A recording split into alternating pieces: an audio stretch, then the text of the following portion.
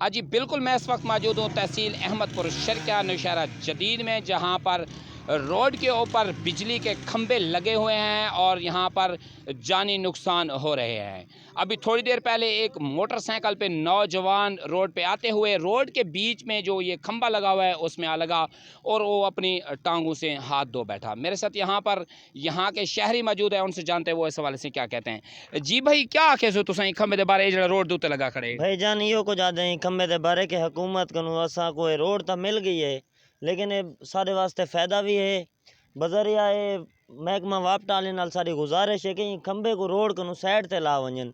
इतना काफ़ी सारे हादसा थी गए ना। देखो ना, एक मिनट तारा लटकियां खड़ियां, मीटर भी सही नहीं लाते देखे इंदे कनु हटते ई रोड कनु लिहाजा एक खंबा साइड ते किता वजे। इतना रोजाना दे 2 3 4 इतना एक्सीडेंट थी वनन।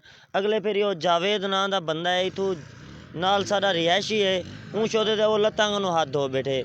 इहो अगर खंबा ना हुआ तो ये जानी नुकसान भी ना थी वया। हुकूमत कनु यह गुजारिश है कि वापटाले को आखिर एक खंबा थोड़े जिया साइड ते ला वजन। यह सारी गुजारिश है, मियाँ से यह कबूल करवा दे सदा। हाँ जी, बिल्कुल मेरे साथ नौशहरा जदीद के ये शहरी मौजूद थे। उनका कहना है कि ये रोड हमारे लिए एक नेमत बन के आई है, मगर ये महकमा जो वापडा वालों से हमारी गुजारिश है कि उनका ये जो खंबा रोड के बीच में लगा हुआ है ये हमारे लिए जहमत बन गया है। यहाँ से गुजरने वाले शहरी कई मरतबा इस खंबे में जाके लगे हैं।